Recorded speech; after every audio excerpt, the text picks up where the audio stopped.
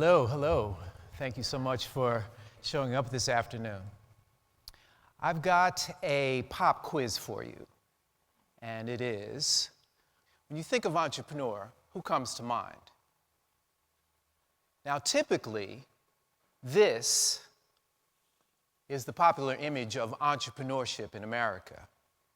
But what if we began to think of young black men as a new class of entrepreneurs? And what if they were encouraged to participate in the rediscovery of our economy and re-energizing our economy, right? So when I say young black men, what does that conjure up? For the most part, if we're honest, it might very well be the same image that the NYPD has used to devise their notorious stop and frisk policy.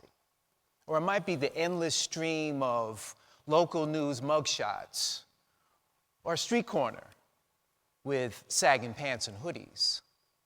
And we have a lot of systemic notions about these young men. And of course, many of them have internalized these notions themselves. It's hard not to. You can test this for yourself, as a matter of fact.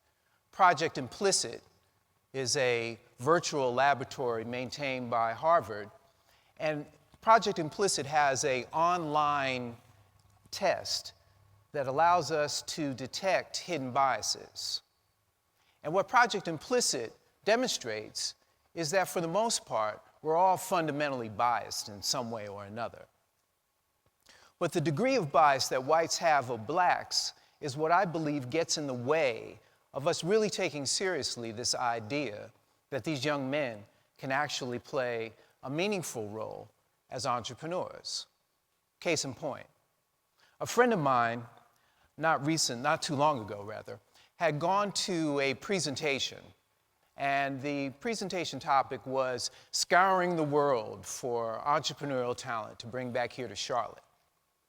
And she posed the question, well, why don't we tap the latent entrepreneurial talent that resides in our jails? You could hear a pin drop, right? So what I want us to do this afternoon is just to take a moment, suspend our disbelief, and reimagine these young men. And in so doing, perhaps we can learn something on purpose in the process.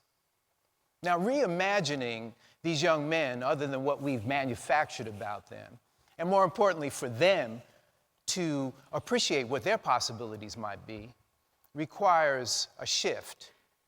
And it's not so much a shift in our thinking, rather it's a shift in what we believe can be true. That's much more powerful, more potent. Some months ago, I had an opportunity to interview a young man from Durham by the name of Carpenter, and his story illustrates what I mean by this shift. Now, his history is really a prototypical stereotype, if you will.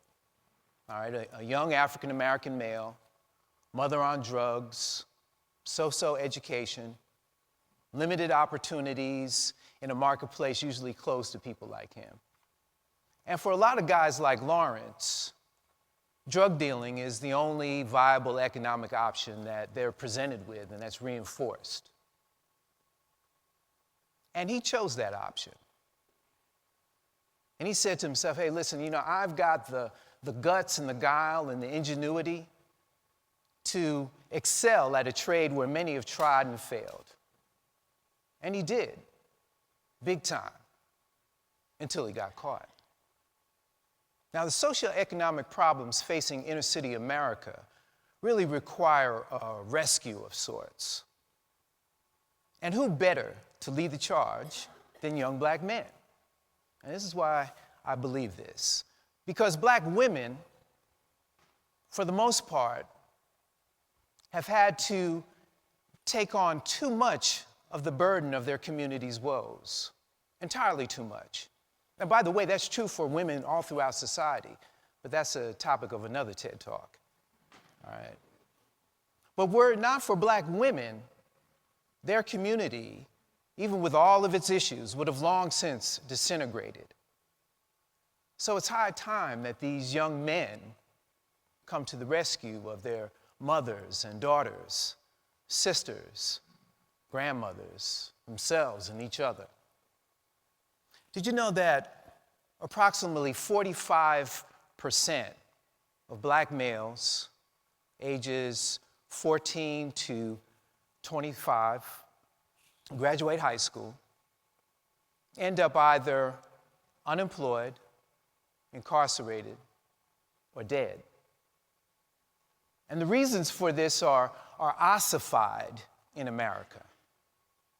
But intertwined with this, and we can't overlook this point, is a lack of personal responsibility and its consequences. And at its core is being present to possibilities. Realizing this, however, requires a shift. Again, a shift in believing what can be true. So what if? What if instead of marginalizing and demonizing these young men, what if we solicited their input? And what if we included them in a conversation about how to create economic vitality in our inner cities? Will we not be better off if we empowered them? I mean, if we were honest, most would say that they want to contribute. They want to be part of the conversation. They want to participate.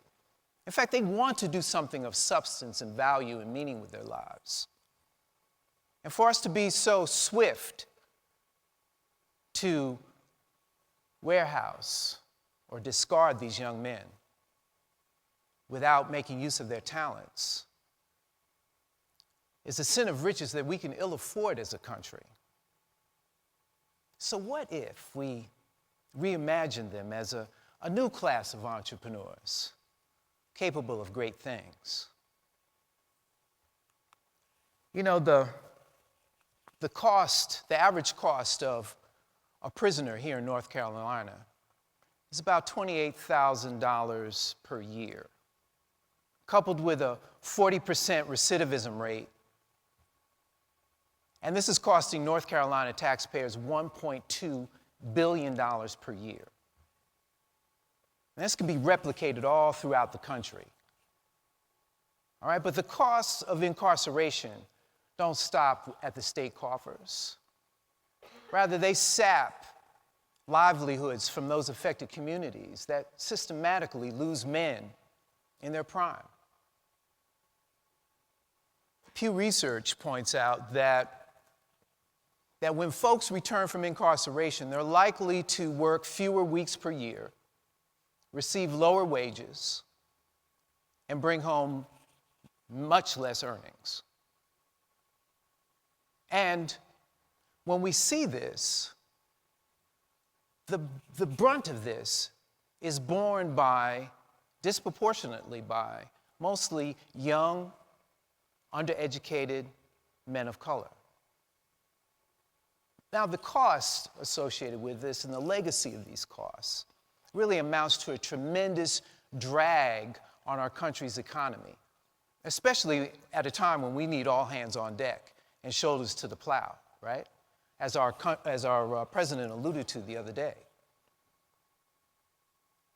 So, we've got a gentleman, Lawrence Carpenter, who decided after his second bid in prison that he had to turn his life around if he was going to realize the kind of lifestyle that he wanted for his family and himself. Now, you also have to imagine that here's a guy that was a drug dealer. So the options for him of finding a good job, any job for that matter, much less the kind that would pay the kind of money that he wanted, was slim to none. But it occurred to him, while he was trying to figure out what it is that he was going to do with his life, it occurred to him that he had skills, sure enough business skills. As a matter of fact, what he learned in the dope trade was transferable to him running his own legit business. Interestingly enough, the Justice Policy Institute points out that ex-offender recidivism is much higher for those that come back into the community, that re-enter the community and don't have any employment. All right? And this is a tremendous cost on societies, especially those communities where they re-enter into. And so what the Justice Policy Institute determined was that it makes a lot of sense for self-employment and entrepreneurship as a viable option for ex-offenders. Go figure. So what Lawrence decided was that he was going to try his hand at a commercial cleaning business, using the same guts and guile that served him well before. And this is the same sort of drive and determination that many of these guys that I've been talking about today exhibit. It's the same fire in the belly and good old-fashioned American ingenuity that, according to the popular portrayal of the entrepreneur, doesn't include guys like Lawrence. Yet he's doing $2.5 million a year in sales. He has 70 full and part-time employees. And on top of that, he's helped 8 others start their own businesses. Now imagine the economic multiplier effect that Lawrence Carpenter has in his hometown of Durham, with these 70 employees, many of whom would not have been hired elsewhere, or the 8 business persons that he's helped to mentor. See, this is what I'm talking about when I say a new class of entrepreneurs coming from young black men. This is what I mean by that. Hopefully you can begin to see that, right? And hopefully you can begin to see how shift happens. Now this brings me to City Startup Labs, and I know you've been wondering when I was going to get around to this. I designed this as an entrepreneur's academy, really zeroing in on this population. And we'll be launching our first pilot here in Charlotte in collaboration with the Urban League. We're going to take an initial cohort of 25 students through an accelerated, almost boot camp style instruction for 15 weeks. And we'll pace these students through 4 modules, including incubation. We'll be using the Kauffman Foundation's programs as our core curricula. And we'll also be offering micro-lending counseling and Kickstart loans. Undergirding this entire process is a support system that we're building so that these young men know that we've got their backs. The last thing we want them to think is that we're not supporting them. So we start off with a real deep look at who they are and why they are where they are. All right, it's important to establish this as a foundation, and the foundation includes accountability and responsibility and integrity and authenticity, not just for business, but for life.